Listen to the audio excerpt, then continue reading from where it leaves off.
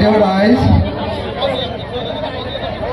আপোনালোক সকলোকে নমস্কাৰ জনাই, সকলোকে শ্ৰদ্ধা জনাই মই মোৰ কথাখিনি ক'বলৈ আৰম্ভ কৰিব খুজিছোঁ।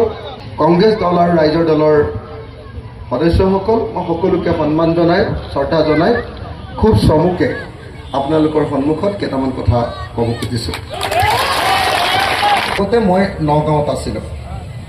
নগাঁৱত 3 দিন ধৰি কেম্পেইনিং কৰিছিলোঁ। তাৰ আগৰ 3 দিন মই কেম্পেইনিং সময়খিনি আছিলোঁ যোৰহাট আৰু ডিব্ৰুগড়। মই প্ৰথমতে ধুবুৰী ৰাইজ, একেবাৰে শেষ প্ৰান্তৰ ৰাইজ, মই একদম পূব প্ৰান্তৰ পৰা আহিছোঁ, আপোনালোক পশ্চিম প্ৰান্তৰ। মই এটাই খবৰ দি ল'ব খুজিছোঁ যে পূব প্ৰান্তৰ ডিব্ৰুগড় আৰু যোৰহাট অৰ্থাৎ উজনি অসমৰ ৰাইজে ইতিমধ্যে সিদ্ধান্ত লৈছে যে এইবাৰ বিজেপিক বিদায় দিব।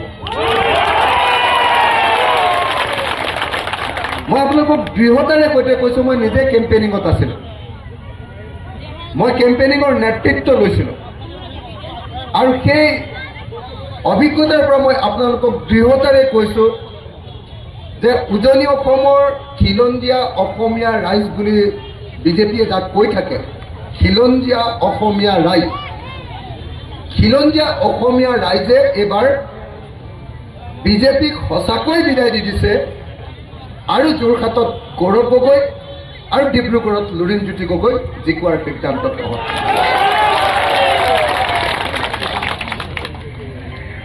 সঁচাকৈ ফূৰ্তিত আছো। ইলেকশ্যনৰ আগলৈকে ভাবি আছিলো যে নহয় বিজেপিৰ হাৱা আছে, কিন্তু যেতিয়া ইলেকশ্যন ষ্টাৰ্ট হৈ গ'ল দেখিলো যে নহয় বিজেপি জিৰ' হৈ গৈছে। আগতে অকল নৰেন্দ্ৰ মোদী মোদী মোদী মোদী মোদী, হয় নহয়?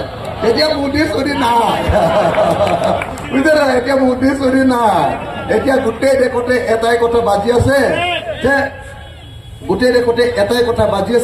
যে গণতন্ত্ৰ ৰক্ষা কৰিব লাগে, সংবিধান ৰক্ষা কৰিব লাগে, দেশ বচাব লাগে।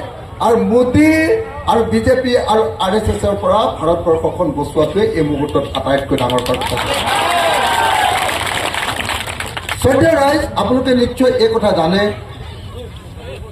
যে আপোনালোকে যিবিলাকে বাতৰি কাগজ পঢ়ে, যিবিলাকে টিভি চায় বা মোবাইলত আপোনালোকে দেশৰ খবৰ ৰাখে, তেখেতসকল সকলোৱে জানে যে এইবাৰ যদি বিজেপি জিকে তেতিয়াহ'লে আমাৰ দেশৰ সংবিধানখন তেওঁলোকে বদলাই পেলাব বুলি দেশৰ চাৰিওফালে চৰ্চা চলিছে, হয়নে? আমাৰ দেশৰ সংবিধানখনে কি কৈছে?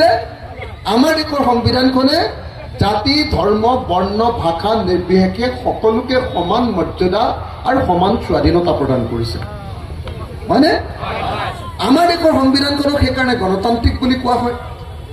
আমাৰ দেশৰ সংবিধানখনক সেইকাৰণে ধৰ্মনিৰপেক্ষ সংবিধান বুলি কোৱা হয়। আমাৰ দেশৰ সংবিধানখনে আনকি দুখীয়া মানুহৰ পক্ষত থাকিব লাগে বুলি সমাজবাদ শব্দটো ব্যৱহাৰ কৰিছে। কিন্তু আমি দেখিলো যোৱা 10টা বছৰৰ মোদী চৰকাৰে যিটো কাম কৰিলে সেইটো হ'ল দেশৰ সংবিধানখনক অৱমাননা,